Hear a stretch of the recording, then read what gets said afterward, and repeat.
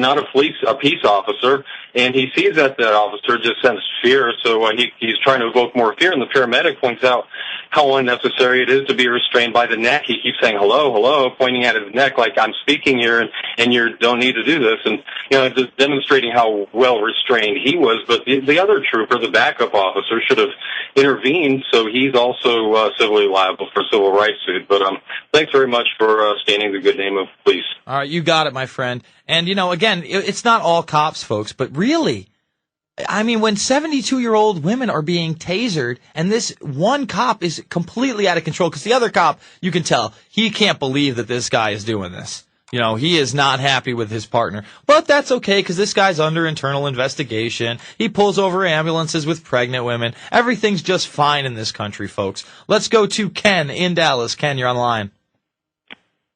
Hey, Jason, how's it going? Good. Hey, good to talk to you. Just haven't heard much on the radio lately about the chemtrail issue. I know Alex said he was going to do a film on that coming up. I don't know if he's talked about it. Well, yeah, he's still working on it. Right now is Obama, too, right now. I mean, although the chemtrail one is coming up, and we're trying to get a hold of Rosalind Peterson and go out to California to get a good interview with her. Right now the focus is the second Obama deception picture, Fall of the Republic. I believe I hear the bumper music, my friend. Listen, we'll come back to you on the other side, take more calls, and then get into what Obama's coming out party for Internet 2.0 and a cybersecurity, office and coordinator really means. We'll be back after this. It's the Alex Jones Show. That's right, driving down I-37, back from the beach with the family, Texas coast. Jason, I appreciate you sitting in for me. How's my cell phone coming in? It's coming in well, Alex. Okay, I'm just going to make a quick point, let you get back to news and this whole declaring war on free speech globally. That's what this cybersecurity announcement is. Like the phony war on terror, phony war on drugs, war on illiteracy. There'll be more drugs, more terror, and more dumb people. Zero freedom on the Internet. But, look, the issue here is we know the police are bad in North Korea. We know the police are bad in communist China. We know the police are bad in Soviet Russia. We know police were the bad guys in communist Cuba today. We know the police were bad in Nazi Germany or Soviet Eastern Germany. We know the police are bad in Mexico. We know the police are bad in Guatemala. We know that tyranny comes to your door in a uniform historically. So those that go, don't bash the police, how dare you? Police are rarely upright and rarely good in history. It almost always turns into tyranny. Criminals take control of the government, and they use the police as their tools of oppression. We're trying to follow the Bill of Rights and Constitution. Now, Jason, you've been nice to the police on this. You haven't told 1/100th, because of the interest of time, what happened.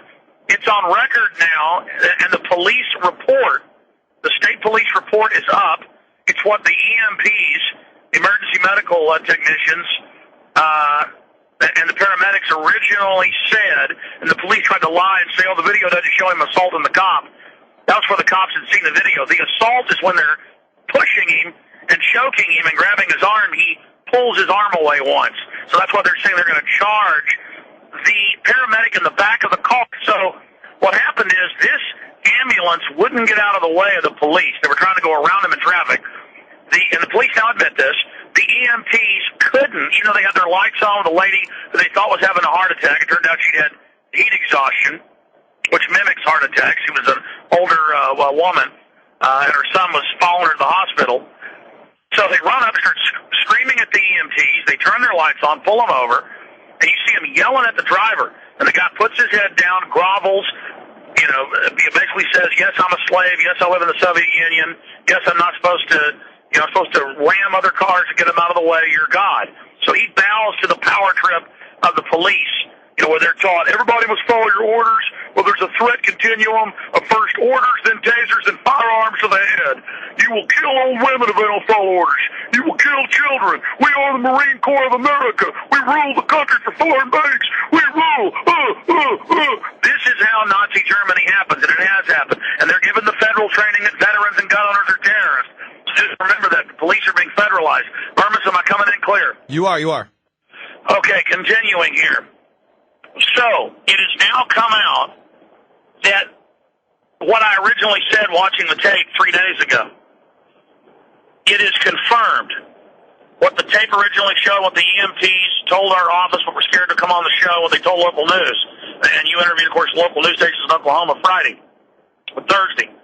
So we've been all over this story. For those that don't, and this is a microcosm, not just of what the police did, but their response to all of this and the attempted cover-up. This ambulance in traffic wouldn't get out of the way because cars were across all lanes. The police car began to almost run in to the ambulance with lights on.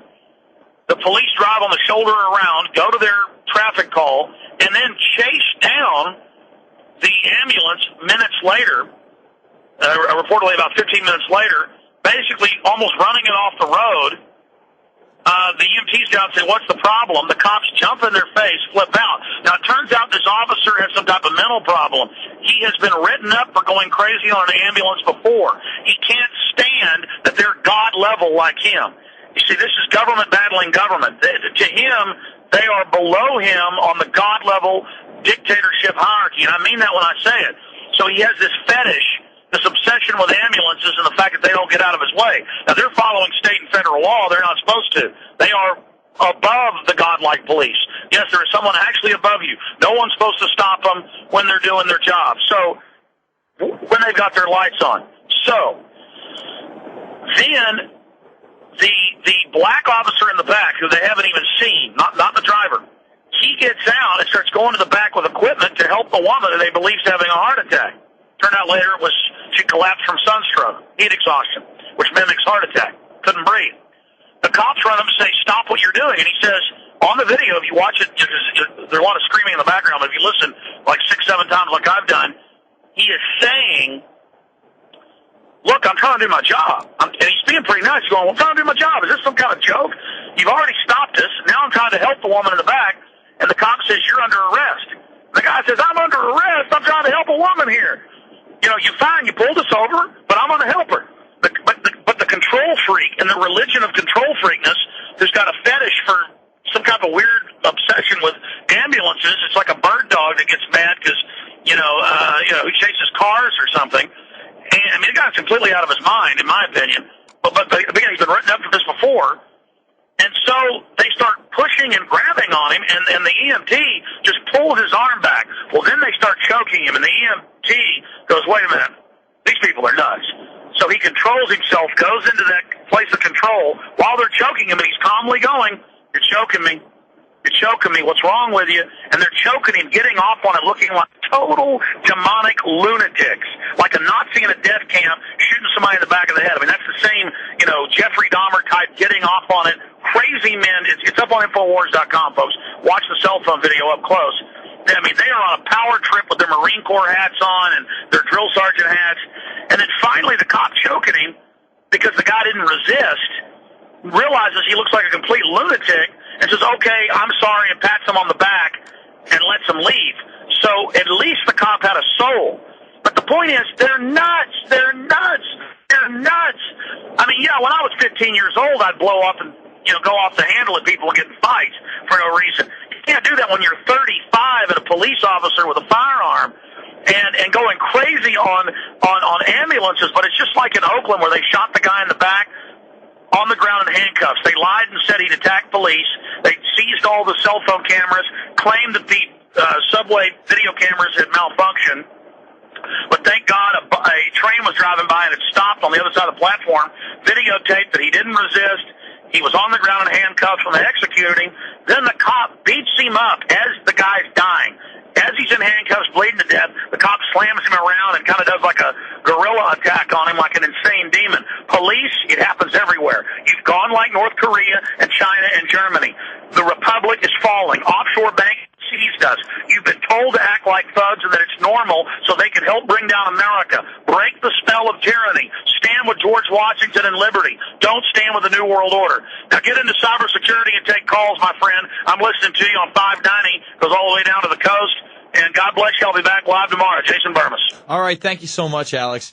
We're going to jump back to Ken in a moment. But when he talks about this, you have to see the video to really appreciate how insane this whole thing is. And like he said, this guy's done it before. He pulled over an ambulance with a pregnant woman in it. There is an internal investigation going on. I don't know why this cop hasn't lost his job without pay yet, but for some reason, with his internal connections, and this is according to the CBS affiliate journalist we had on Friday, he has connections to the local judge. So you don't think there are good old boy networks? You don't think the cops will cover for each other? You don't think they suppress videos when they shoot a guy? They do! It's on record. That cop should definitely lose his job. I just don't understand how they can't control an older woman like that. I mean, what are they, wimps or something? If she did something wrong, they don't need to taser her, for God's sake.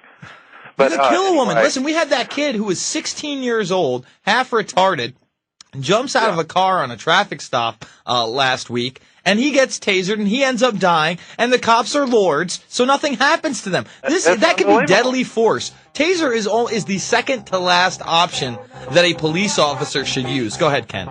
And they just seem to be using it easier and easier. It's just getting worse.